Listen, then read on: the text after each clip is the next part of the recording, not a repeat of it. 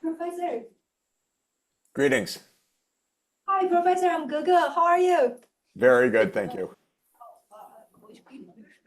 Hi, Professor. Thank you so much for coming today. We really appreciate it. My pleasure. So Professor is our guest speaker, and our mayor is here. So mayor is my professor, Jeffrey. Yes, I had the opportunity of sitting on a panel with Dr. Sachs last year when we were here at the UN for ACASA. Okay. Yes, Great to be with you again. yes, good to see you, Doctor. So maybe it's a time. Okay, so Professor, we're going to start.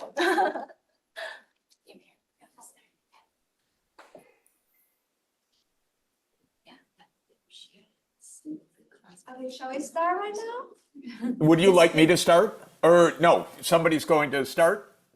I'm going to present the opening remarks, Great. and you will be our speaker. First, keynote speaker, Professor. Your time will be very soon. Very good. Thank you so much. It's our pleasure. Distinguished guests, good afternoon. My name is Laura Lei, and on behalf of Love and Future, I'm privileged to welcome you, whether you are joining us in person or virtually, to this important conversation called Young Leaders for Global Climate Action Summit. Our planet is in crisis. The extreme temperatures, raging fires, droughts, and floods we witness are not natural disasters. They are human disasters. And in the face of this crisis, young people are not only the victims of this climate injustice, but also the hope towards a better tomorrow. We stand at the forefront of the fight for climate crisis because we understand a fundamental truth. We only have one planet. There's no planet B. We are not going to watch as the times changes. We are going out to change the times ourselves, anywhere and everywhere. Recently, I just had a long conversation with Ge about my journey with Love and the Future. I shared with her how I've been involved from practitioner to an amplifier for change. I told her I don't feel alone anymore because I'm standing with you. I'm standing with other visionary young people to fight the climate crisis and inspiring more to join our cause. Our impact continues to grow. This September, we brought our educational programs to a global stage, such as the Summit of the Future at the United Nations headquarters. We developed partnerships with young leaders across continents. This October, we led a cohort of passionate volunteers aboard a peace boat to advance youth leadership in climate action. And looking ahead, we are excited to strengthen our collaboration with the Youth Bureau, deepen our partnership with Columbia University, and engage with like-minded stakeholders to promote collective efforts. So this is the unique power of our younger generations. We think big, unconstrained by the status quo. But as both a practitioner and amplifier of climate action, I must ask today, how can we as young people maximize our impact? How can we better harness our collective power? Our determination is unwavering, but we need stronger support from society and stakeholders to scale our efforts. So how can we build stronger coalitions across generations and sectors to accelerate the urgent changes our planet needs?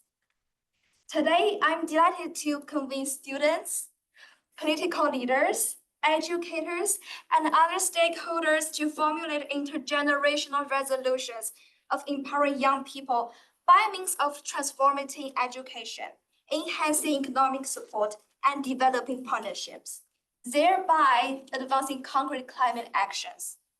A special thank you to our esteemed speakers today, whose insights and their leadership will guide our discussion today. Your contributions are invaluable as we work together to amplify youth-led leadership and build a more sustainable future for all. Thank you from the bottom of my heart. Now I give the floor to our moderator, Mr. Brighton Kama.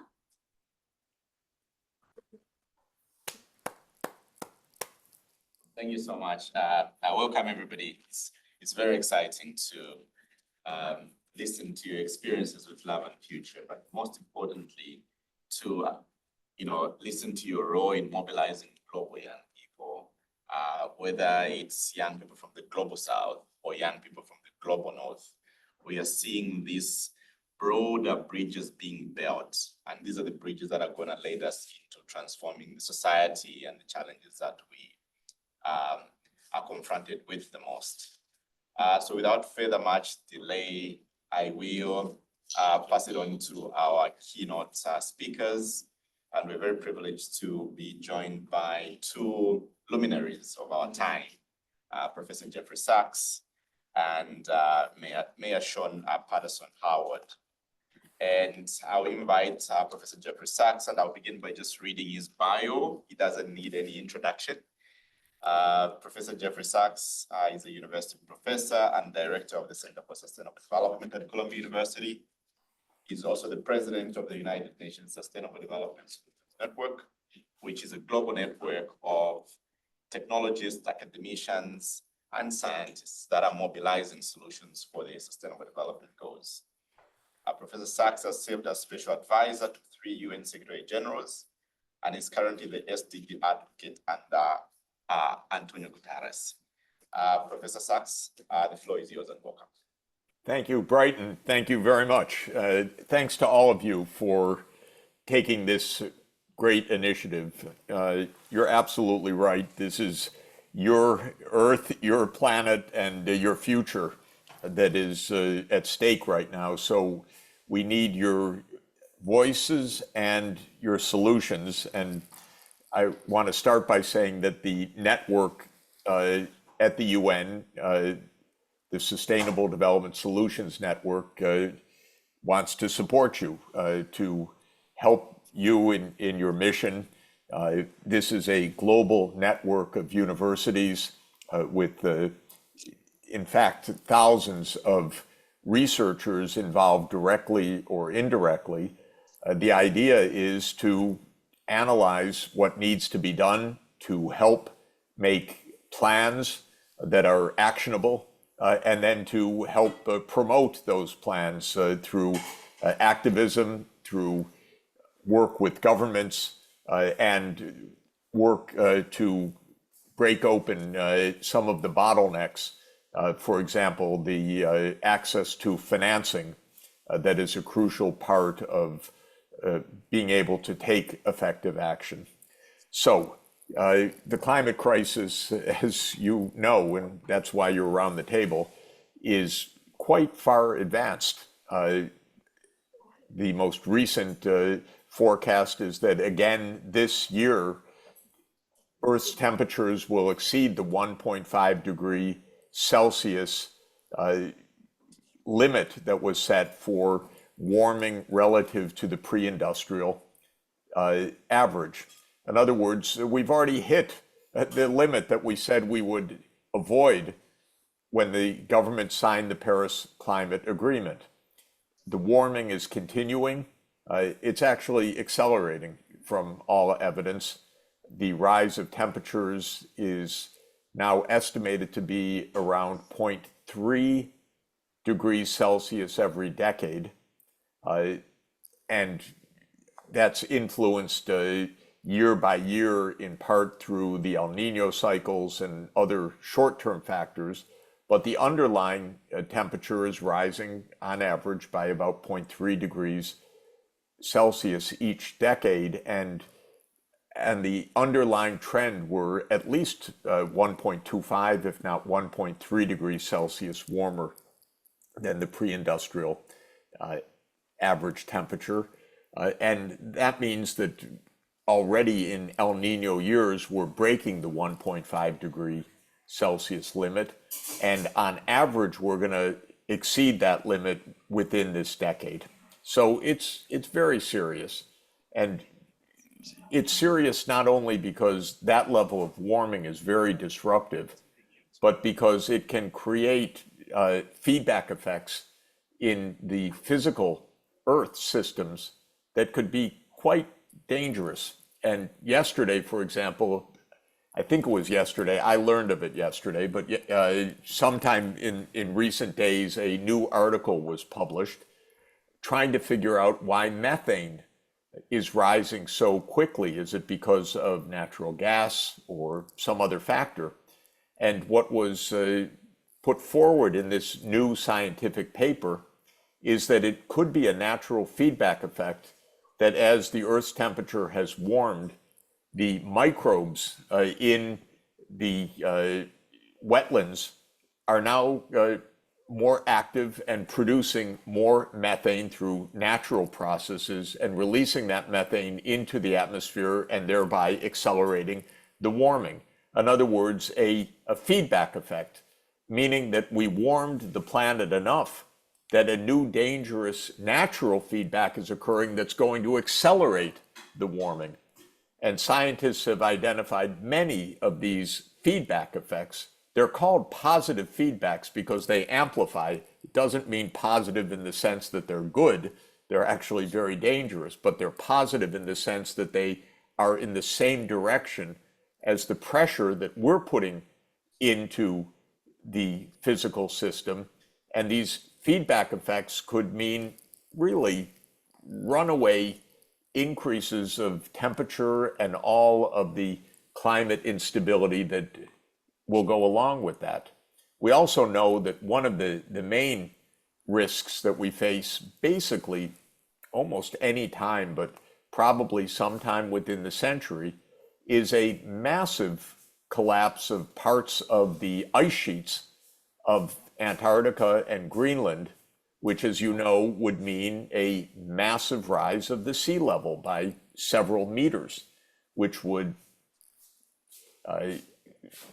absolutely submerge many places where people live, delta areas, low-lying areas, and entirely possibly some small island economies. So all of it is very, very serious. And it's just been extraordinarily difficult to turn the trajectory of human action. So what's going on? Well, you all know the basic story that we are emitting greenhouse gases, especially carbon dioxide, also methane and nitrous oxide, that warm the planet. And when humans cause those emissions and thereby the rise of concentration of these gases, we say that these are anthropogenic greenhouse gases. When it's a natural effect, it's non-anthropogenic. But it's been the human causes that have driven the increases of CO2, methane, and nitrous oxide in the atmosphere. That has warmed the planet, as I've said, to more than 1.2 degrees Celsius, and with some years, like this year, already reaching above 1.5 degrees, and it's already causing these feedback effects that are extremely dangerous. Now, a lot of these risks were known 40 years ago, and the treaty to do something about this was signed 32 years ago at the Rio Earth Summit in 1992. And then governments procrastinated. The United States has been one of the worst of all of the governments in inaction because we have a corrupt political system, big campaign contributions, and the oil industry has a big say in politics through the money in politics. So we've lost year after year after year, and now we've just elected a president, President Trump, who denies all of this. Now, I don't think he denies it. I don't know why exactly. I can't say whether he knows or doesn't know, but I can say that the politics of big oil are the dominant concern for him. He just His constituents want to make money in the short term. They want to frack, they want to make more oil and gas income. And actually, Kamala Harris in the campaign also campaigned for more oil and gas fracking because she was trying to win the state of Pennsylvania, for example, where oil and gas is fracked, and she was told by her political advisors, you're going to lose that state if you come out in favor of eliminating this production of fossil fuels. Well, she lost the state anyway, but the result was that both candidates basically had no sensible position at all. So what is your job? What is our job? What do we need to do? First, we need to understand what to do. And the what to do is to stop the human-induced greenhouse gas emissions. They can't be stopped immediately because they come from infrastructure that is already in place, and it's going to be in place for many years, and it's too expensive to scrap because we can't replace it and we need it in the short term. But we had better get to zero within a quarter century, by mid-century. And that is the goal, maybe not ambitious enough, but very hard to reach. That's the goal that has broadly been adopted by the scientific community, as at least do that, get to net zero emissions by 2050. Now, first thing to do is understand technically how could that be done. And we have a lot of modeling to show how the energy system, for example, which is the biggest part of the story, can be transformed by wind, solar, hydro, nuclear, but zero carbon energy sources. And then we know that for transport, we're going to move to electrification of vehicles. We know for industry that we're going to move to electrification or maybe to green hydrogen, where the green hydrogen is hydrogen that's made by using renewable energy, so it's not emitting CO2 when it's made. And then the hydrogen is used in processes like steel making. So there are many, many studies, and you should know them because you're going to be advocating for the way to actually change the economic framework so that we are not emitting CO2. In addition to the energy sector and energy uses like transport and industry, the other major contributor to greenhouse gas emissions is agriculture. Chopping down trees releases the CO2 into the atmosphere. The microbial action in cattle mean that cattle release methane into the atmosphere. Rice paddy farming, wetland farming or farming under rice paddies releases methane into the atmosphere and so forth. We need not only an energy transformation pathway, but also a land use transformation pathway. And having sustainable land use that dramatically reduces emissions from land use and agriculture is important not only for reducing the human-induced greenhouse gases, but also for stopping the destruction of habitats of other species and stopping, therefore, the loss of biodiversity, which is another crippling environmental crisis that you and we are confronting. So all of this starts with plans. And one other thing needs to be done, and that is we're going to have a lot of climate change no matter what. We're in the midst of it. There are decades of increasing temperatures to come because there's momentum in this natural system as it absorbs the human-made greenhouse gases. So we have to live safely with this climate change that's underway. That also requires lots of investments. Otherwise, we're going to have landslides, floods, droughts, forest fires, many disasters. Even if we were to stop all emissions now, which we can't, but even if we were to do so, we would have lots of disasters that we have to be prepared for, resilient against, protecting people from, able to respond to, and so forth. So this is the other side of the agenda. The first is to stop this relentless human-induced global warming, and the second is to learn to live resiliently with the climate change that's already come and the climate change that is yet to come because of the momentum of the Earth's physical systems. Now, I want all of you to know how to do that. What are the plans? You're going to be working in cities, in communities, with national governments, with regional entities, say ASEAN or the African Union, or Mercosur, or the European Union, or the North American region that connects Canada, the United States, and Mexico. So what to do is the first part. Then you say, okay, I got it. I know what to do, and the governments won't do it. And why won't they do it? First, because of politics and vested interests. So that's a big, big problem.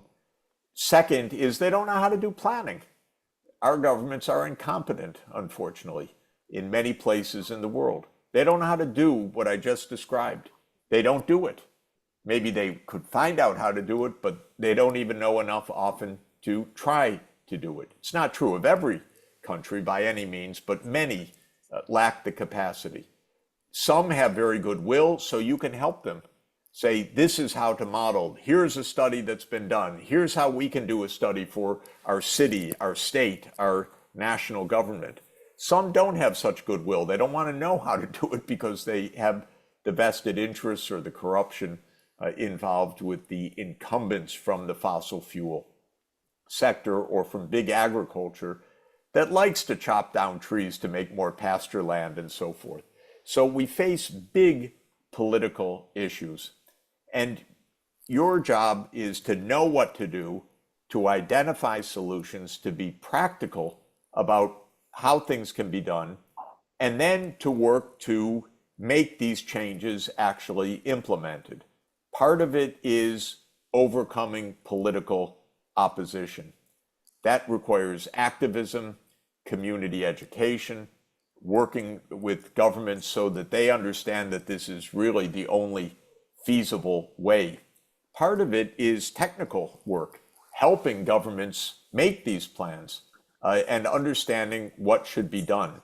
A third part that I want to mention in closing is helping poorer countries and governments, therefore, that don't have all that much money to be able to obtain the financing that the governments need in order to carry out the investments that are part of your plan. So mobilizing the financing is another big part of the challenge here. And that can be mobilizing financing from a development bank like the World Bank or the African Development Bank or the Latin American Development Fund, the CAF, or the Inter-American Development Bank, and so forth.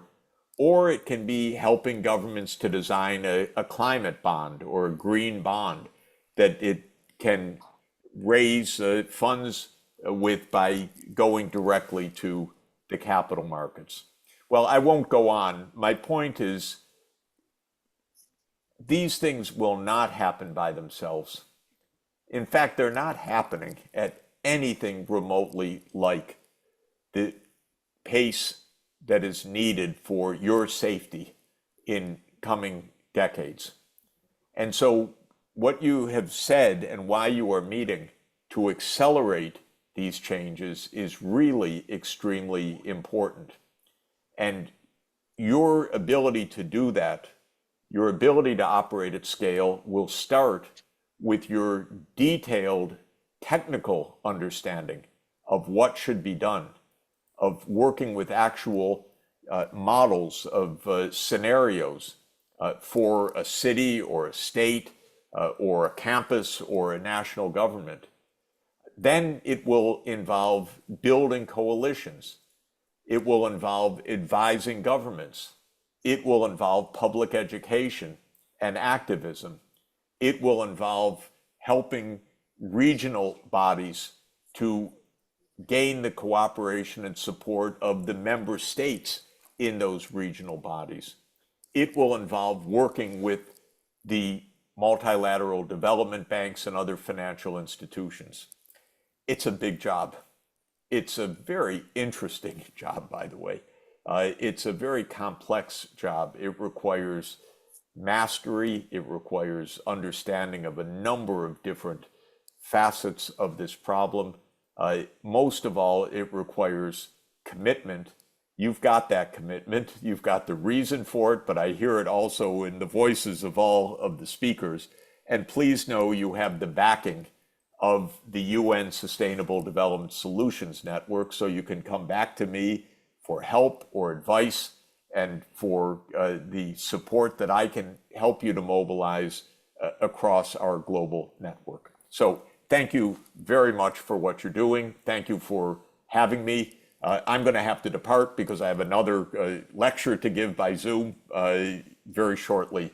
But good luck and good work, and stay in touch. Thank you very much.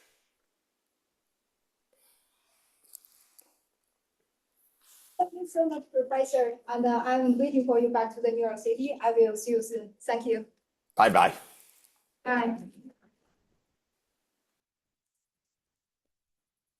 So we're really grateful to, excuse me, Dr. Sachs, because he laid the framework, he laid the groundwork. He talked about, 1.5 Celsius increase. As I was looking at the news yesterday, they spoke about the fact that for the last 144 years, that this year, the temperatures are at a record high, that we have broken all of the records for this to be the hottest year of temperatures on Earth in 144 years. And while people are enjoying a very warm fall without a lot of rain, and you can enjoy your weekends, and the kids were trick-or-treating in almost 80-degree weather, I said, that's really nice, but it's not good.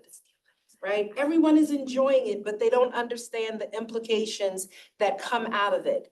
And, thank you so much, Lara, for earlier saying that these are not natural disasters. These are human disasters.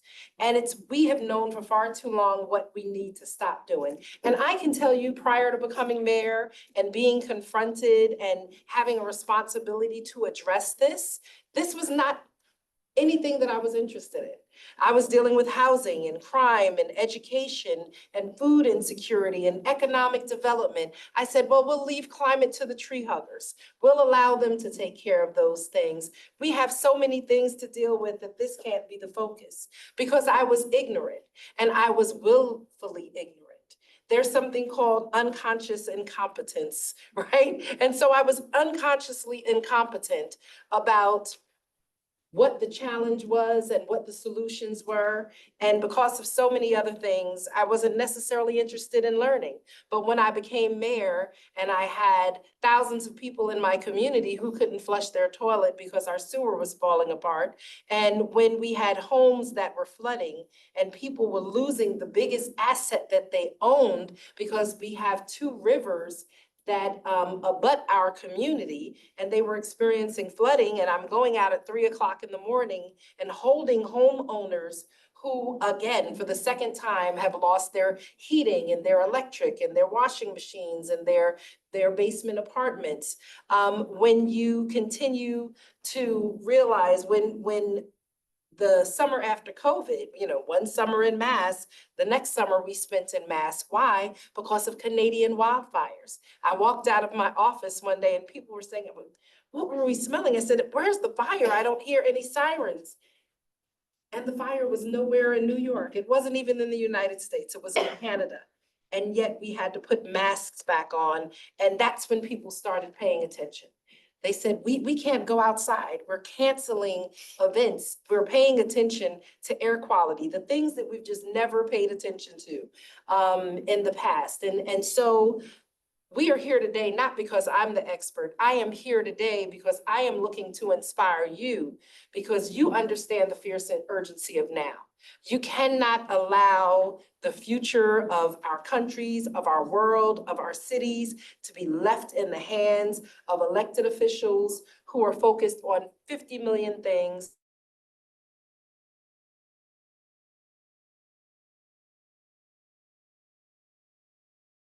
to support their political campaigns because they turn their faces over and over away from the issue and they don't lean into them. But you are the ones who have to hold us accountable. You are the ones who are going to come with the solutions. And I feel like I'm just sharing and repeating some of what you said. You also said that we need you because you think big and your thoughts are unconstrained, right? Oftentimes as adults, and I'm 56, and so I've been sitting at the tables with adults probably since I was a youth leader in my high school. And I was always frustrated with the fact that the adults said over and over again, oh, we've tried that. Oh, we've done that. We've tried that. They invite you to the meetings, but they tell you to sit in the corner. They sit you at the kiddie table like it's Thanksgiving, right? Right? But then they want to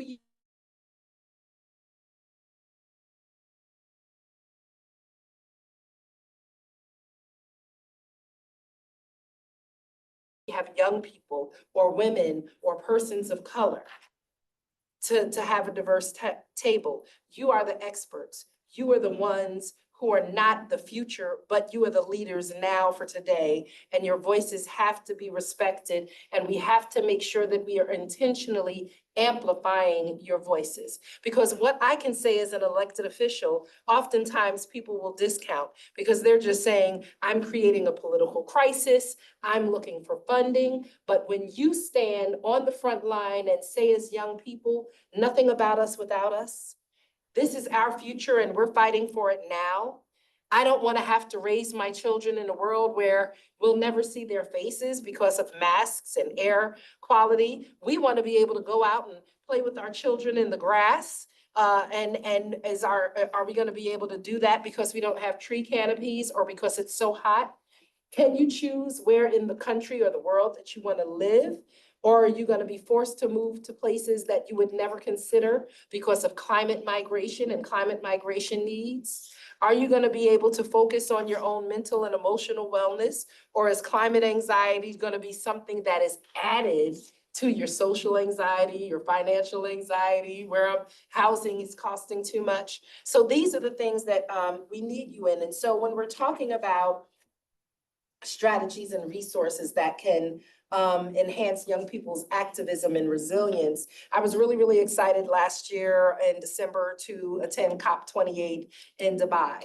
And while we were there, I am a Bloomberg mayor, I am a Harvard mayor, and Bloomberg brought over 150 mayors together as part of his City Lab Innovation Suite. And he talked to us about climate action and involving young people in climate action. And there were just a few things that we talked about.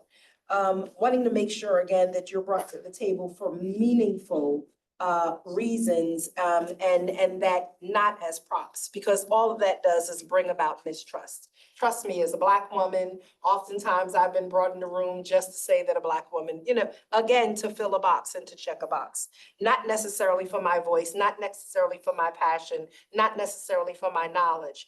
And I brought with me two of our young professionals that I've had an opportunity to meet over the past few weeks, Elizabeth Belazaire and Nasir Dunham. And I was so excited to meet them. They were working in the city and they were working out of title, civil service title. And they wanted to put them to some type of test. I said, well, let me see their resumes and then tell me what they really do.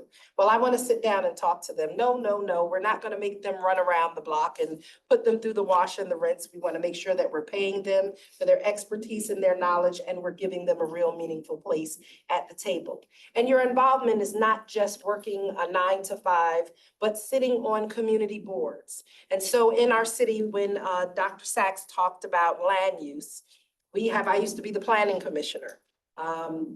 First Black woman to be planning commissioner in the state of New York. And we have land use boards, the planning board, the zoning board, the architectural review board, and we even have the tree board and tree committee now. And so I called my city council person this morning. We're in the process of redoing our local constitution. I said, I want our charter to be changed, whereas our charter requires us to have someone under the age of 25 on each of these boards. Because we are planning for their future, they have to be at the table. They're going to have a different perspective. Diversity is not just about men or women or ethnicity or nationality. It is also age. Age is one of the dimensions of diversity, and you're coming to the table with a different vision, with a different voice, with a different viewpoint, and that needs to be respected. And so in the different communities that you're serving and you're living in, start going to those meetings. Those planning board meetings are very important because it's saying where the high rises are going to be built. It's going to say, are they going to be LEED certified or not, right? What type of rainwater capture are they going to have? Are they going to have gardens on the rooftop? All of these things are important. What type of mechanical systems? Are they going to be electric? Are they going to run on fossil fuels? Are they going to look at creating geothermal energy districts in the neighborhood to support all of this increased density that we're bringing to our cities and is going to continue to come to our cities? And so it's important for you to be part of that. We want to make sure that there's not only mentorship, but that we have funding for your social innovation programs. And so that's one of the things that Bloomberg is doing also. He's working with local mayors. I definitely heard Dr. Sachs, and I don't disagree with him, that elected officials oftentimes and government officials are incompetent, right? For 30 years, I was not a government official. I was a regular person like all of you now, and I ran for office. And this is something that I stepped into, but again, I'm learning it. I'm learning it so that I can lead and that I can serve my community better. But we're not the experts. And many of you around the table are the experts and are becoming those experts.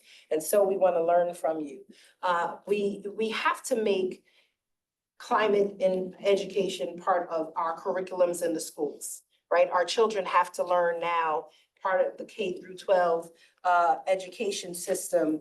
We want to actively introduce them and challenge them, give them real world sustainability challenges, from energy to water, to waste, to transportation, to air quality, to food sustainability, to tree canopies, the design of public spaces.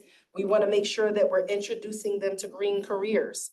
I have over $160 million right now for blue infrastructure, water, and water development. And we are bringing in more millions for tree canopies and green infrastructure. But as we look around our communities, people are not trained in these careers. And so oftentimes, when someone's giving me $100 million, I want that $100 million to be recycled in my community, that I can hire people, because people are ready to do the pipe fitting, they're ready to install the solar panels, that they understand how to do that work.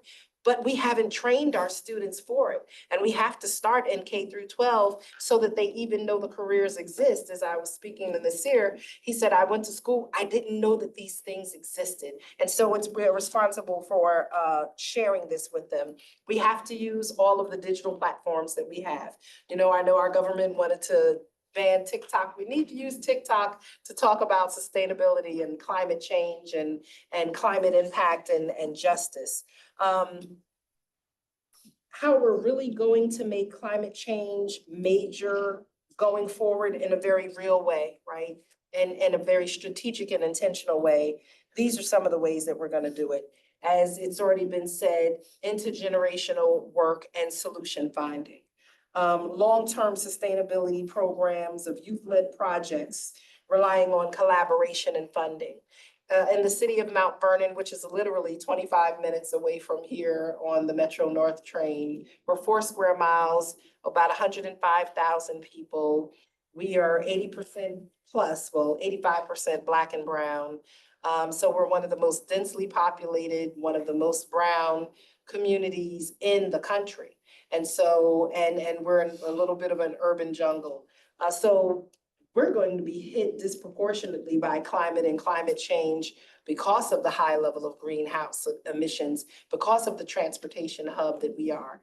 We've had air quality challenges and high rates of asthma and other breathing disorders because of this. And so we're one of the last communities to come to the table, but it needed to be a priority a long time ago. And so as we're talking about doing work with young people, we have to make sure that we are civically engaged.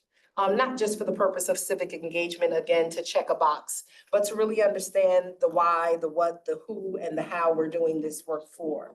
We want to make sure that we're positioning our young people as full partners or co-designers from the start. So whatever climate solutions we're trying to create, we want to make sure that our young people, children as well as our young adults, are at the table and they're helping to co-design the program from the start.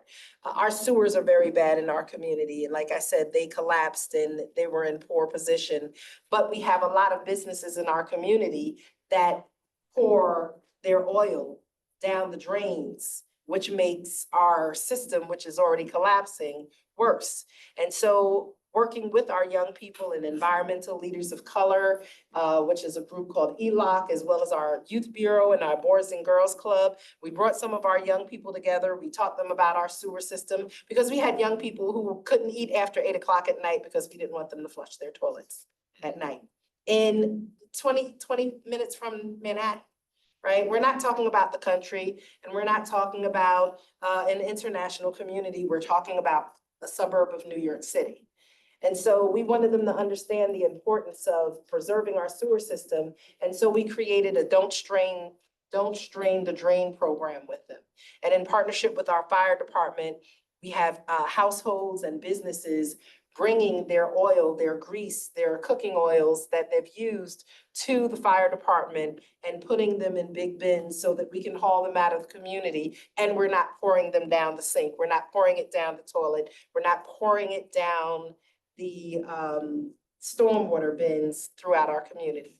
But our young people were really excited about it because they understood that they could make a difference. And we're going to be presenting this program in Albany. And we have kids as young as 8 all the way up through high school that are involved in this. And so we're having conversations about the tree canopies. We're having conversations about the fact that it's too hot now during half of the summer to play basketball or to swing in the parks. And what are we doing to make those changes? We have to connect what young people are dealing with in their daily lives to make a difference. So like I said, position them as full partners in the co-design, and then let the young people co-lead or co-produce on the delivery of the solutions, right? So we don't want to just hear your voices, but we want you to stay at the table and work with us and lead us in the delivery of the solutions. That's very, very important. Again, it can't just be involvement that is superficial, but is meaningful and transformative. We want to make opportunities and create opportunities for co-governance. We want you to hold us accountable for what we say we're going to do together. And so showing up at those board meetings, showing up at the council meetings, looking to see what type of policies we're implementing, speaking out on behalf of those policies. And if we're not doing it, speaking against the current policies and continued problems that we're doing. We have a youth board within our city and through our city's youth bureau. And we are definitely adding to it more environmental work. So they do have an academy in the summer that we do through the environmental leaders of color, where they're learning through summer programs and internships that they're being paid for about climate justice and environmental awareness and environmental sustainability. And we want to continue that work. We are working with our young people to help them find their voice and craft their narrative so that we can go to the school district and now have this be a part of their day-to-day work. In the school district, we are working with our local community college so that they can also offer programs after school and in the evening and the weekends so that our young people can be more informed and more engaged. Because the one thing I know about young leaders is once they're knowledgeable, then you can't do anything you can't make them unlearn what they learned. And they're going to speak that truth loud and unapologetically. And you know why I know that? Because I was that young leader. I was that young leader that when adults couldn't say things because it could jeopardize their job, they educated me and then they pushed me in front of committees and in front of panels and said, now speak the truth and speak truth to power unapologetically, without fear and without drawing back. And that is what we need of you. That is what we need of you. We need it. But we're also responsible for making sure that we don't abandon you. We're responsible for making sure that we're providing spaces and places for you to be able to share your knowledge. And even if you want to move into careers and support you in the work that you're doing. And so I'm so excited that I've been invited down here. I really, really want to hear your Q&A and hear the other presenters. And know that Mount Vernon, we are close to you. I think Columbia University did a capstone for us back in about 2021.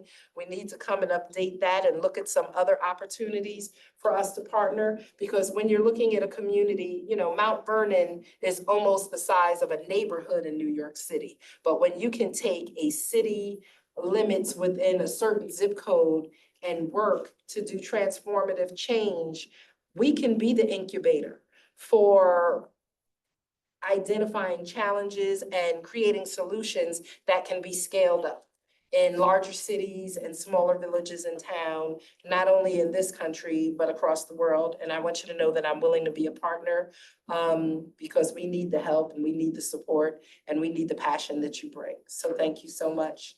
And know that we are here for real work and real partnership and real change.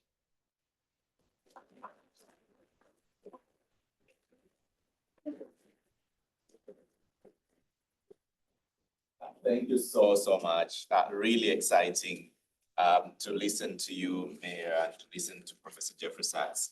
I think one common denominator in what you've described is this critical element of collaboration and co-creation. And I think without these core faculties of educating the next generation to use their mind, their heart, and their gut, we'll continue to go through this revolving door of inaction. So we're really excited, and I believe that all of us in here felt inspired.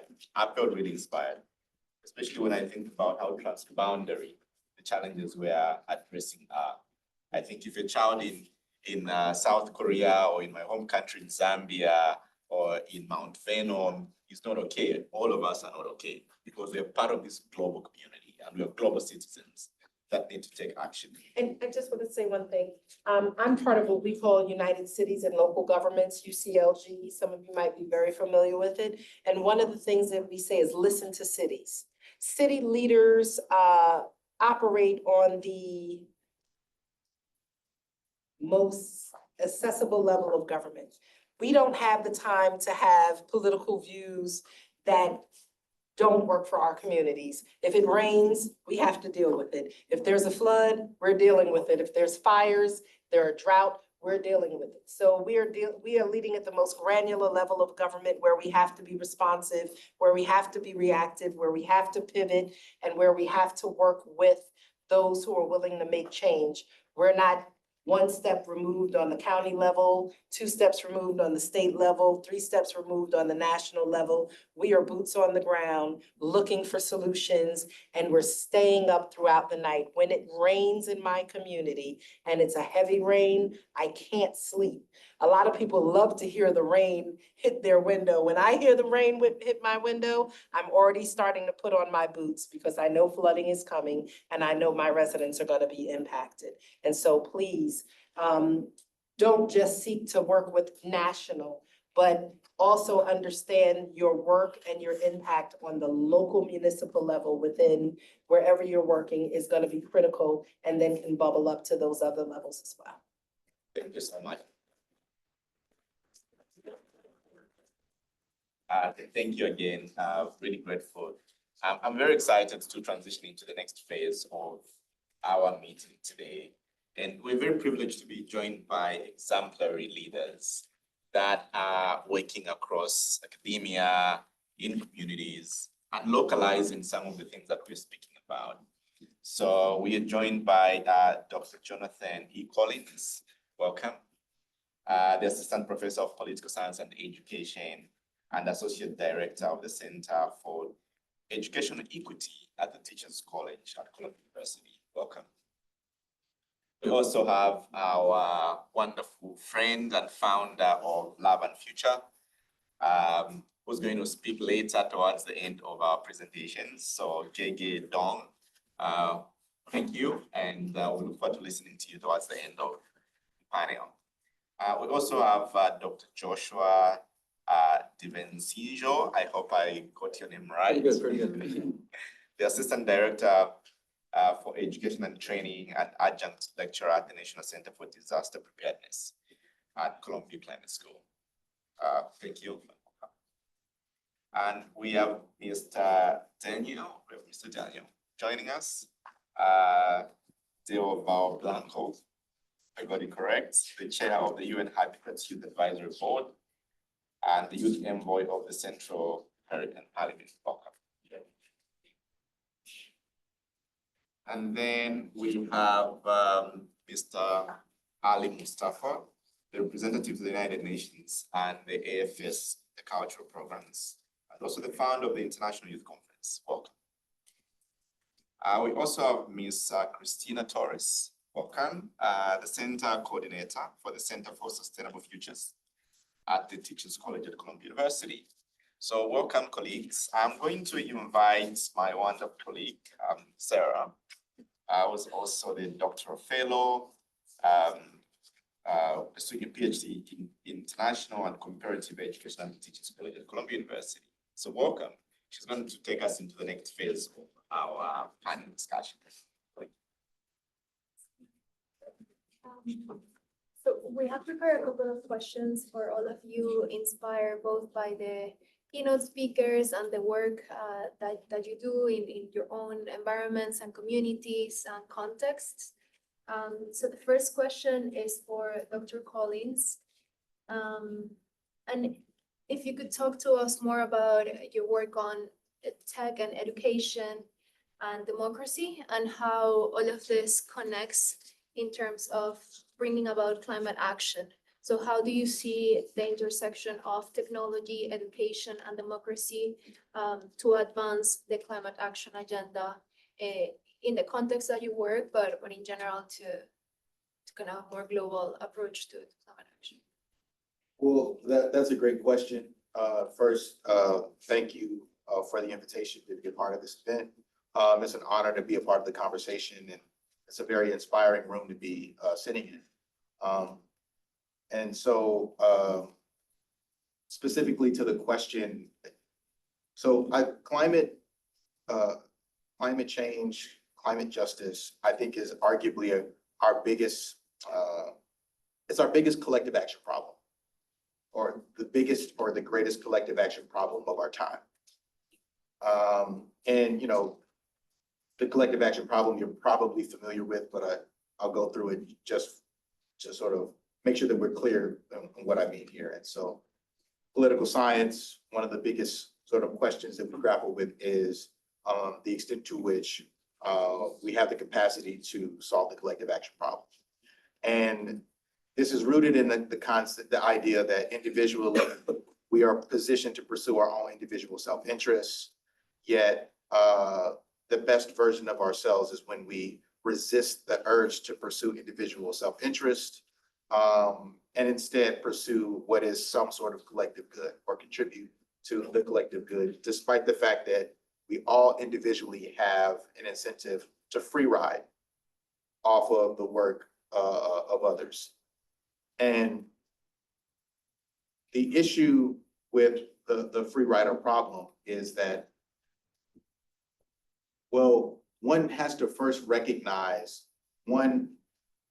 how their contribution to the collective good actually manifests into the development of that. And I think it's much clearer in other issue areas. So for instance, with taxation, right? I think it's clear how our individual tax funding contributes to the maintenance of a fire department, a police force, of public schools, et cetera. It's not as clear how individual decisions that you make around climate or individual decisions that you make impact whether or not we improve the quality of our climate system. So when you decide not to leave the water running, when you opt for a solar panel on the top of a home, it's not directly clear from an efficacy standpoint how this immediately contributes to the maintenance of this larger collective good. So why in the world would one individually participate in the development of said collective good when there's no clear idea that doing so actually improves the thing that we're looking to improve. And to me, that's what makes climate justice particularly challenging. We have to solve the collective action problem for people, for a collection of people who cannot immediately see the impact of the sacrifices that they have to make.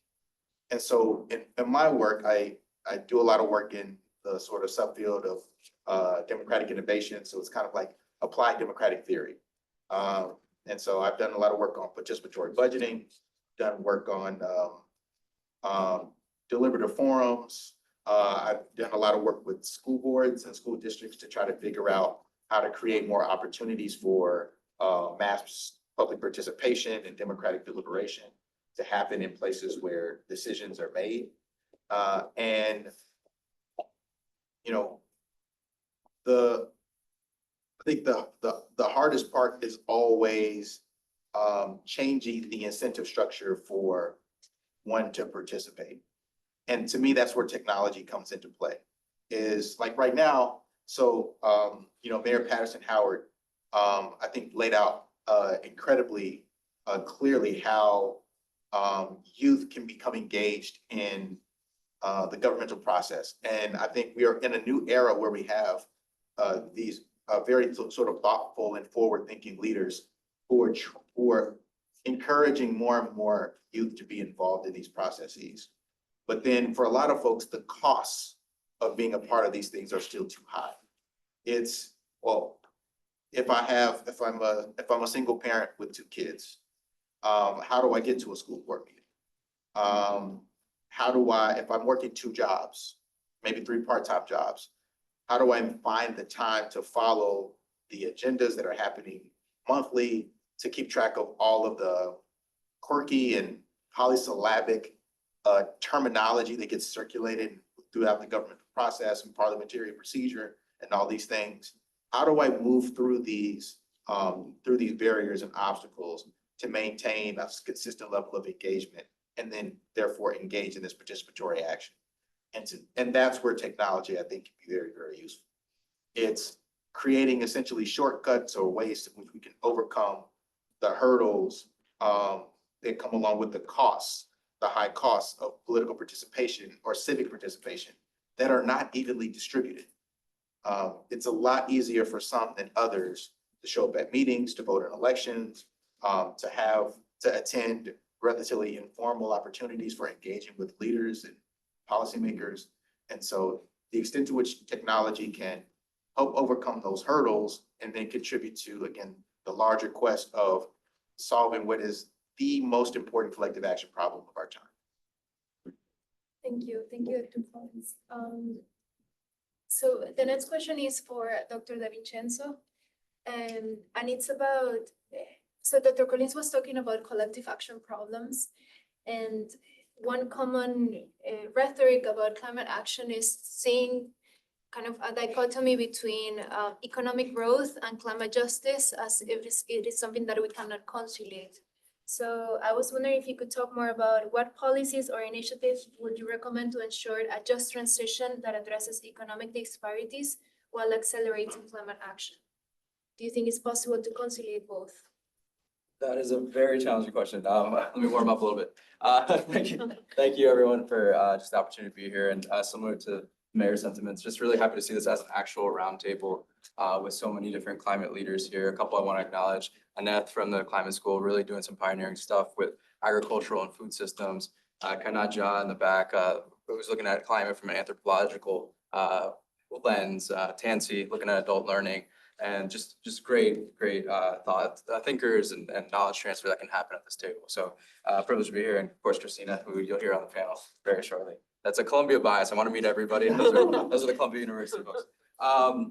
To get back to that question, you know, I come from the disaster sides of climate. So we're constantly working with disaster risk reduction strategies. We're thinking about what we call gray sky days so that people can enjoy the blue sky days. So we're thinking about every case scenario. Dr. Sachs mentioned a series of different hazards that we're planning. We're working with cities across the world, towns, even tribes or tribal nations here in the US on how do we build community resilience. And when it comes into the economic growth question, as well as the climate justice, social justice, we know disasters are one of the number one culprits of exacerbating inequalities.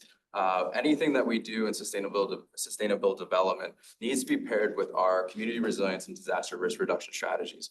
Disasters are the ultimate disruptors, interrupters of this progress that we make. So these investments that we make can be devastated in an instant by a storm, by a fire, by a drought. But we know that the most vulnerable suffer the most from these disasters and these shocks that perpetuate. So if we look at this from an economic standpoint, we'll bring this into an accounting 101 course really quickly. We're always looking at protecting our assets. I believe it was brought up earlier that this now introduces our housing, this introduces our schools, our social assets as well, our community assets. A disaster is the one thing that will immediately shock those assets. So if we're looking at this in terms of investments, we're thinking about how do we sustain our communities? That is not only monetary, it's not only in economic terms, it's how well do we create community resilience, awareness across our social systems, our economic systems, our public systems. And how well can we absorb these shocks? As we've seen, we can mitigate, we can adapt to climate change, but if these shocks persist, do we have an idea who has the who is going to have the most difficult time navigating a disaster recovery complex? So the one thing that I am constantly thinking about all the time is, as an educator, my background also is more on the social and behavioral science side. Can't forget my teacher's college background. I don't want people to have to learn about disasters from experience. We say, oftentimes in education space, you have to learn from experience. Disasters and climate change, we're trying to avoid at all costs that people have to pay attention to climate because their home was flooded, because there's fires, because they're seeing weather patterns. So we're trying to get ahead of that. So learning from experience is not the only option here. We have to be also looking forward. So I know, the elephant in the room is this is a very significant week in the United States, especially in the climate space. And I'm going to go there. I'm going to bring it up. The reason I bring this up is because through the previous administration in the United States, we got a glimpse of what impact top-down leadership could have in the climate space. I work very closely with the United States Federal Emergency Management Agency, also known as FEMA. And, for the current administration. yes, current administration. So we've been working with FEMA over the past 70 days. yes. We've been working very closely with FEMA, and through the Biden administration, it was the first time at FEMA you could even mention climate change. And as we are developing the housing preparedness, economic preparedness, pandemic planning, tribal preparedness, everything like that, that top-down support to actually be able to confront the problem of climate change was unprecedented. So we're now engaging and preparing for what that might look like with an inversion, a bottom up. But one of the things that keeps me forward thinking, forward looking with our disaster preparedness initiatives throughout the United States and some of our work around the world is the notion that we have had a glimpse of what that top-down leadership can do to influence the way our policies work, economic, of course, how our social systems could work, how our envisioning of climate change as a serious problem could work in the US. So we are now going to be in a inversion of that top-down, and we're going to be having to work from the bottom up again. But the work that we've done over the past 4 years in terms of disaster resilience and disaster risk reduction in the US, I have to really commend all the communities that we've been able to work with to take this very seriously, to prevent people from having to learn from experience and hopefully sustain some systems in place. The other framework, I know that we've been talking a lot domestically so far. We have to, of course, always learn global, act local. I think they took that from the UN. That's always going on. But the reason I mention that is we have exceptional frameworks, including the Sendai framework, the United Nations Disaster Risk Reduction, that closely looks at that collaboration and that interrelated relationship between economic growth, social justice, as well as our abilities to withstand these shocks that we're going to consistently have to address. So they go hand in hand, but at the end of the day, if we're looking at this from a social or a financial side, we're protecting our investments, our assets, whether that asset is a material good, an inventory, whatever it is, or it's our family, our friends, and our loved ones. We need to be thinking about how do we reduce the potential harm that these climate impacts could impose. Thank you. Thank you so much. Next question is for Cristina. Joshua was talking about many things, but one of them, the relationship really between education and climate disasters and prevention and preparedness. I was wondering if you could talk to us a little bit more about what the Center for Sustainable Future does in relation to the challenges that we're discussing today? Well, again, thank you so much for having me. And I think a lot of this and what we're talking today is resonating, especially given the significance of this week. My story into climate justice and the power of partnership and working with youth doesn't start in a city, it starts in a rainforest. I'm an ecologist by training. It's what I spent most of my career doing. I studied a family of wood-boring beetles in the neotropics and why they eat certain types of wood over others to use as a lens for climate change research. But it was through this work and publishing this work in journals and being incredibly frustrated as the scientific community sounds alarm bells and nothing really happens on local, national, or global levels that I ended up thinking really deeply about my positionality and how I can serve as a bridge between the scientific community and what's happening on the ground. And that's how I ended up at Teachers College to do my doctoral work in science education and then at the Center for Sustainable Futures. I started during COVID, so it's fall 2020, and I'm sitting on Zoom calls, not knowing anybody in person, with my then advisor, Oren Pismani-Levy, who is the director of the Center for Sustainable Futures, prompting me to think about how we can engage youth climate activists over Zoom.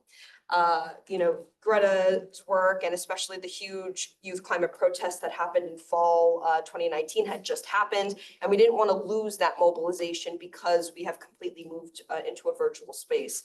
So I spent most of the beginning of my years, that year and a half online, sitting on Zoom calls with youth all throughout New York City, thinking about how we can use resources in higher education to empower the work that youth climate activists were already doing. And that is everything from connecting them to policy experts that we have at Teachers College, at Columbia University, scientists, research methods, and how to talk to government officials for the issues that they care about. Ultimately, at the end of these 2 years working with youth and eventually meeting them in person for the first time, we co-created a storytelling project. Not only to capture their own stories and in a virtual open source space that lives on our website, but also to elevate the stories from youth climate activists and youth throughout New York City that aren't normally heard. Not only thinking about the diversity of the movement, but also how can we use youth experiences and connection to climate change to impact change, whether it's in schooling or outside. And what was important through all of this work is it wasn't just a one directional relationship of us giving things to the youth. We learned a lot through working with them and thinking critically how we can get even more youth involved into, especially thinking of your opening remarks, preparing them for the future of the jobs that they're going to be looking for, the future of education. We're lucky enough at our Center for Sustainable Futures to have a research practice partnership with New York City Public Schools. We're going into our 10th year. And we've learned a lot, not just working directly with teachers, but also working directly with youth to identify the critical fracture points of introducing climate change education in a transdisciplinary sense into New York City public schools without a state mandate yet, because that doesn't exist yet in New York State. So in partnership with our center, New York City Public Schools, and LEAP, which sits at Columbia Engineering. LEAP stands for Learning the Earth with AI and Physics. We developed a summer institute for teachers, transdisciplinary, where we work with them to co-create lesson plans, activities, and units on climate change that we then make open source. In 2023, we had a cohort of elementary school teachers. We just worked with middle school teachers, and now we're going to work with high school teachers, right? We're going sequential. We have learned a lot, not just through working with them and building their own capacity and empowerment to create opportunities for youth around climate change and climate justice, but also understanding our amazing partner organizations that we have all throughout New York City that can supplement these opportunities. We took a lot what we learned to create a midwinter institute opportunity for even more teachers. So our summer institute, we were looking at cohorts about 40 teachers a summer. This Midwinter Institute was 500 teachers throughout New York City, bringing in NGOs, CBOs, private sector, into how can we get funding and resources and curricula that is being made from these other institutions into schools. So things that I'm kind of thinking about, not just as like a center coordinator, but also a doctoral student and somebody who's a climate activist myself, is how can we think critically about how the institutions that we are all a part of fit into this story of partnership? And whether that's to support youth that are already in the movement, but also to empower all youth in the areas that we live.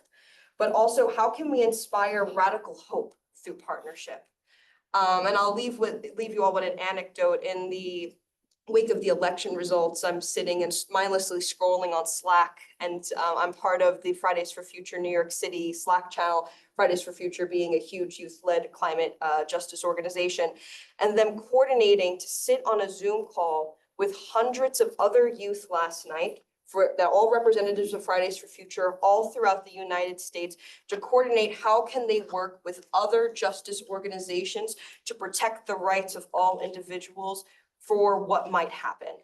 So that gives me radical hope, and I hope we can all continue to think critically of partnership. Thank you, Christina. That's very powerful. So building off the call for radical hope, Sayed Ali Mustafa, you're the founder of the International Youth Conference. Can you tell us a little bit more about examples on how young people have driven the adoption of renewable technologies to empower communities, particularly in climate vulnerable areas, and how this could lead to radical hope? It's a lot to answer. I'll try to keep it short. Thank you so much for the invitation and for the question. Young people, I'll tell a brief story about myself being a vivid climate change denier. To start with, I did not believe in climate change at all when I began my journey. And I've been working with the UN and different agencies for the last 16 years. That has all my career. That's it, the UN and multilateral organization. But my view changed in 2019 when I was the co-chair of the UN Civil Society Conference in 2019, and I was being told by my boss that you have to compose the Youth Climate Compact 2019. And I'm like, no, this is not real. And I came with all the theories that now you can hear from all the people, like, I don't want to compose this, maybe I can form a team who can compose this. No, you're a co-chair, you gotta lead the process. And when I get into the process, my view changed. I think that was the calling by the superior being for me to understand what climate change is and how it's affecting life of the people all around the world. So Youth Climate Compact was composed within the time period of 6 months. It's online, you can see it's called the United Nations Youth Climate Compact. And it has 25 points. And it has been composed by the input from the youth of all around the world, of all the member states, with almost 50,000 young people giving their direct input.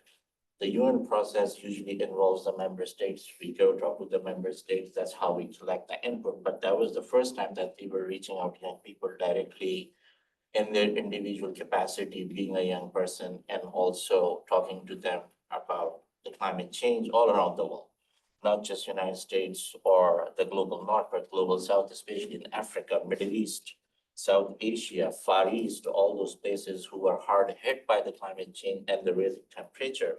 And that's when my view of looking at the climate change changed altogether. And we were able to put together a Youth Climate Compact that says what an individual responsibility of a young person is in 25 points. If we have to tackle the climate change, these are the 25 points. Now we are working on reviewing that document, maybe increase more points, maybe make it 30 points or 35 points after 5 years. So answering your questions about the hope and best examples of young people, how they're doing it. So the problem that I faced, that I believed in the theories of the climate change is not real. They also believed the same until they were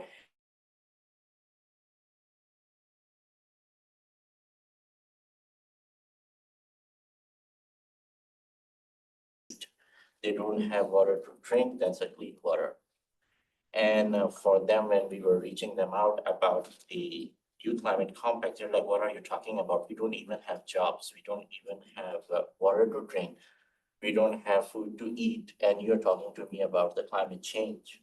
But then we have to explain them that how climate change leads to your situation of poverty where you are right now, and how climate change is causing the storms and all the urban disasters that we have seen around the world. And in coming years, we will see those disasters more. It's November and it's burning temperature outside. It's a clear evidence of the climate change that we are facing now, but Global South have faced this before us. And now they're taking measures. Young people out there took the measures on their own hands. They developed community-led solutions that were very local, that were tackling their own community problems. And then those solutions multiplied by 50,000 young people that we were talking to. They had their problem, but the solutions were local. The local solutions were really helpful in designing and tackling those local challenges they were facing worldwide. The problem of the climate change or the environmental problem I may face in the United States is different to what a young person will face in Pakistan or in India or in Somalia. So they had their own problems. They were coming forward with their own solutions that were very local, very, I would say, very entrepreneurial, very creative. For example, using the plastic bottles as a light lamp. How they can use plastic bottle to create a light lamp out of it. That's how they were reducing their way of using a fossil fuel to use the electricity. Those examples have been used, the government see those examples, but a lot of work has to be done. But the radical hope down there is that young people are coming forward with their own solutions, that are very local solutions to their local problem. And those solutions can also be converted to the neighboring countries.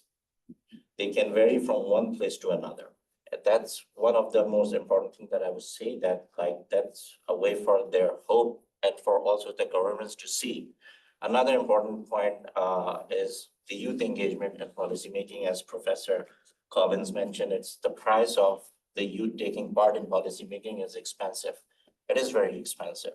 I would speak from the perspective of the United Nations. When at the United Nations, we talk about youth engagement, we talk about youth having a policy voice, and there I would like to second the point of Mayor Howard that youth is being tokenized, even in the halls of the United Nations, unfortunately. We do have young people there who would like to be there on the stage and be there just being as a showpiece that are there. And even if some young people are there trying to represent the voices of young people, they come from extremely privileged class who can afford to travel to New York City, can afford to wear Armani suit and represent in front of the world. The young person that is actually facing a problem of climate change and other policy changes don't even have the means of internet to see what is going on in the United Nations, or what is happening around the world and how they can be part of these conversations. So these radical changes need to be happening, that the partnership is really important, that we build together a partnership to bring those voices in the policy making rooms like these and other than the UN and other places. And that thing really give me a hope, the hope of partnership, that the people with resources come together, put their resources together and bring those young voices into the policy making rooms, so people can hear directly from them and we can do an effective policy making. Thank you. Thank you so much.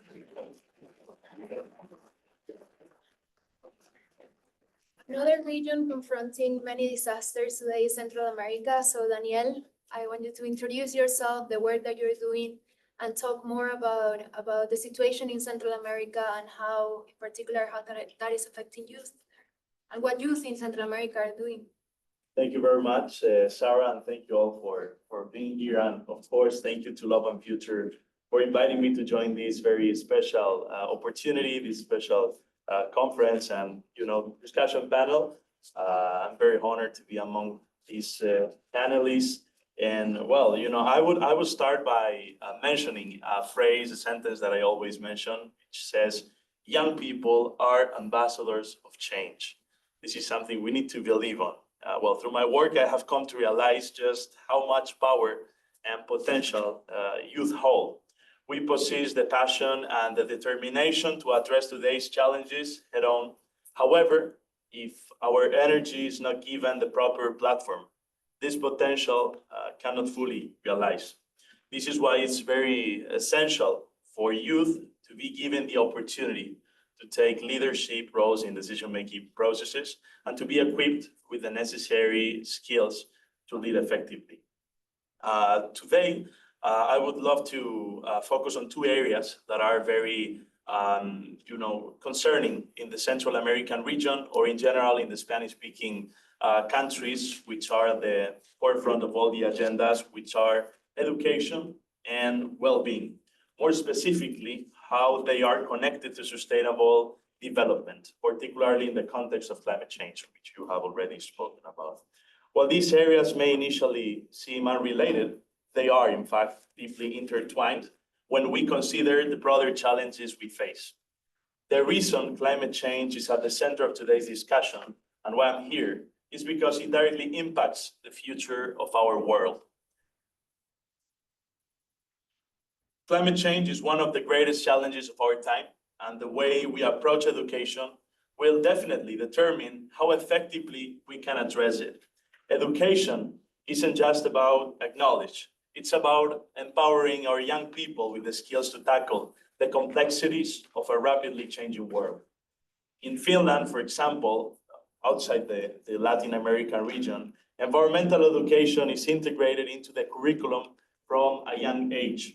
This approach teaches students to view climate challenges as interconnected with broader social and economic issues, fostering a generation that definitely understands both the environmental science and its wider impacts. However, the challenge isn't just about providing this kind of education. It is about ensuring that every single young person, no matter where they are, has access to it. This is where initiatives like the UNICEF's Learning Passport come in. This digital platform provides climate change education to underserved populations, reaching youth in remote areas and equipping them with the knowledge to engage in climate action. By using technology to bridge gaps in access, we can empower our youth worldwide to be part of the solution. But the real question is, are we transforming education systems fast enough? Are we preparing young people not just to understand science, but to think critically about the ethical and societal implications for their actions? Well, coming back to the Finnish model, alongside platforms like Learning Passport, shows how climate education can be both inclusive and impactful. It is not just about awareness. It is about giving students the leadership, problem-solving, and critical thinking skills they need to drive meaningful change in the fight against climate change. Now I'd like to share a recent experience that truly made me reflect. Last week, I had the privilege of attending the Fourth World Summit on the 21st Century Education in Mexico City, where the one key takeaway was the importance of a holistic education, one that doesn't just focus on academic subjects, but also prioritizes personal well-being and development. How can we expect young people to tackle global challenges like climate change if they are not first supported in their own growth? During my time serving as the ambassador of the International Youth Organization to the UN, I had the privilege of helping to develop and promote what we call the New Youth Agenda, which became a core document for our organization.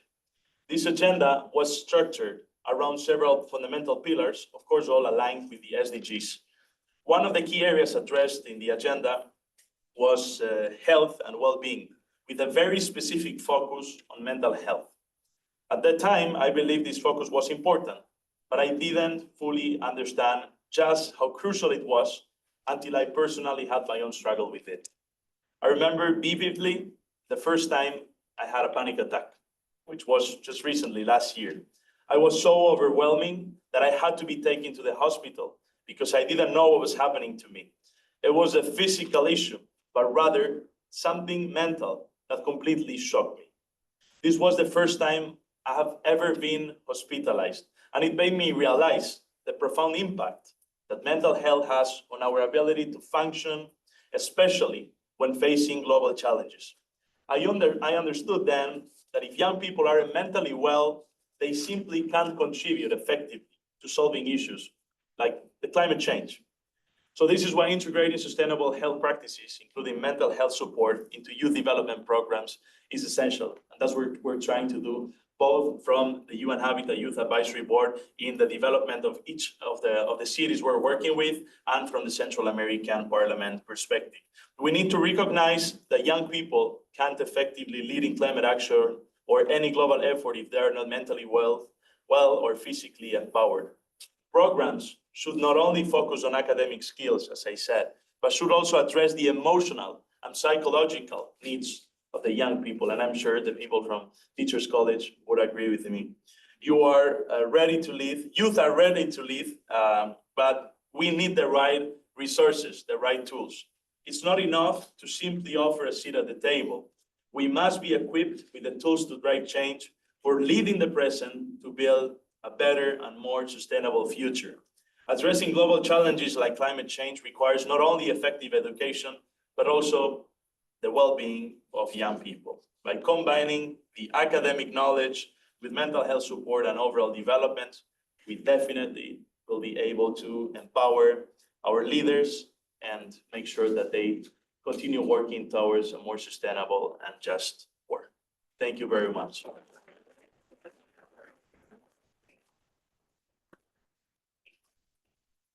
Excellent. Thank you so much.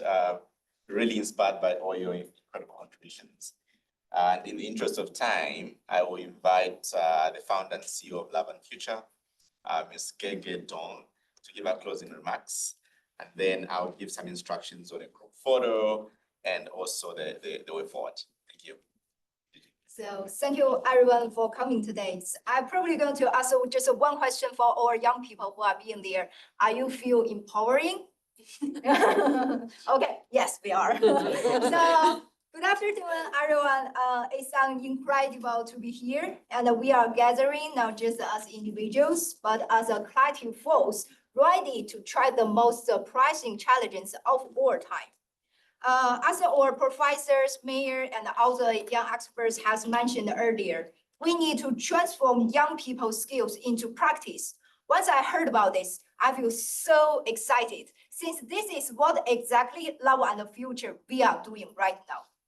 And this moment for young people to stand up, and their voices, their ideas, and their relentless spirits are exactly what we need to reach the Sustainable Development Goals. So today, it's definitely my pleasure to be here to share with you a vision, a dream for our future, and a call to action that's both urgent and profound. At Love and Future, we believe that young people are not just the beneficiaries of education, they are change makers of our global world. In just 1 year, we have impacted over 2,000 students globally, igniting a spark of action that has a potential to grow into a welfare of transformation. And this success is owing to all the young people with intelligence and courage, share love and education with our global world. We believe that achieving our goals is only possible through teamwork. Each member of our team is passionate about sustainability, and we draw inspirations from each other's experiences. We value listening to one another, learning from our diverse cultural backgrounds, with team members from around the world. Our strengths lies into our individuality and also the richness of our diverse culture. We are a collective driven by love and collaboration, a team that's passionate about our work, about our education, and also they are passionate about their work. I can share a story very interesting. And if you search our program manager's Instagram name, and you can see Shuhan always working, and that's really surprised to me. I want to everyone enjoy your life. Why you change the name? And she told me that I'm so passionate about what I'm doing right now. And also Laura is also changed the name. Laura always working, and it's very inspiring.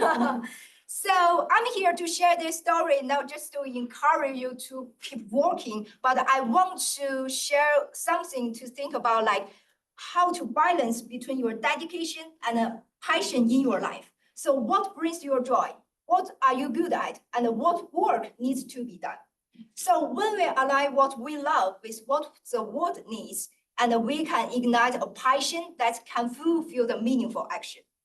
Therefore, Love and the Future is not just a platform for education and communication. It's a space where young people can grow, develop themselves, and create new opportunities.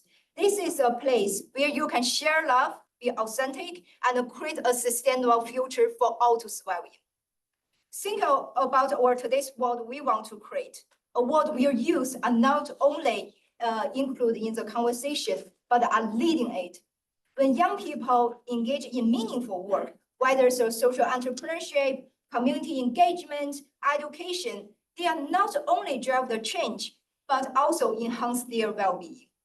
So Love and the Future, we strive to provide young people with the tools to transition from ideas to action. Together, we can enhance health and well-being, elevate education quality, expand economic opportunities, and drive impactful climate action. Each goal is interconnected, and your contributions can lead to holistic solutions.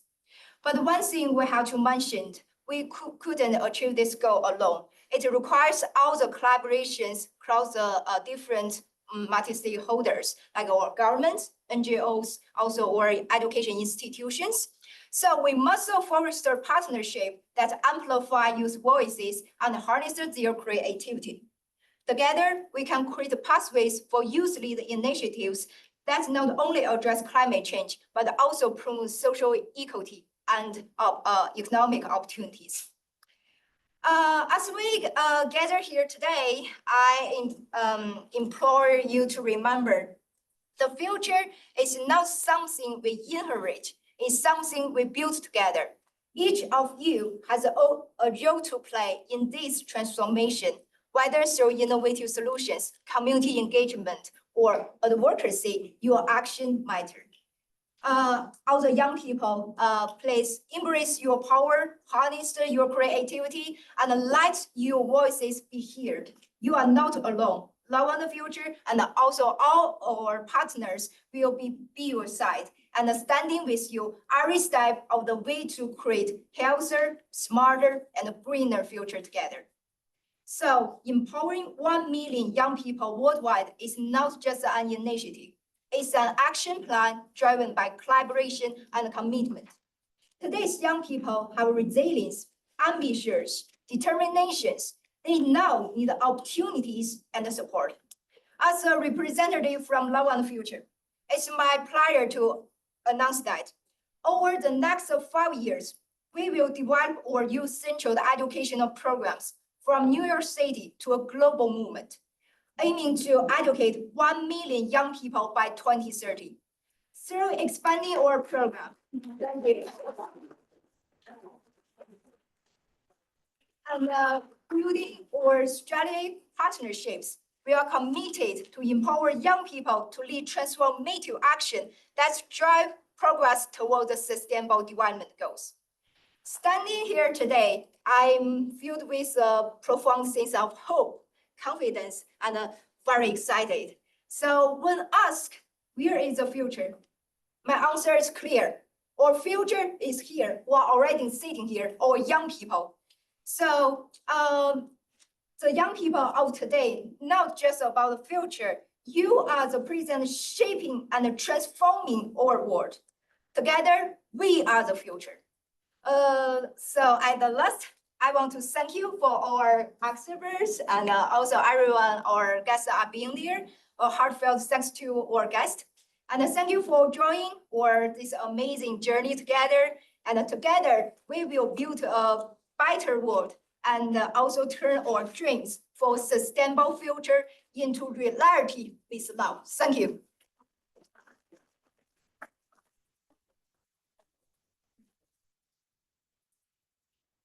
Thank you so much. And I would like us to continue on and on because I think the conversations have been so enriching.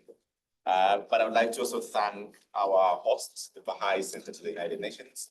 I think they've given us a very beautiful space to have these conversations. So one last remark from me is to challenge all of you as you leave the room to meet somebody you don't know.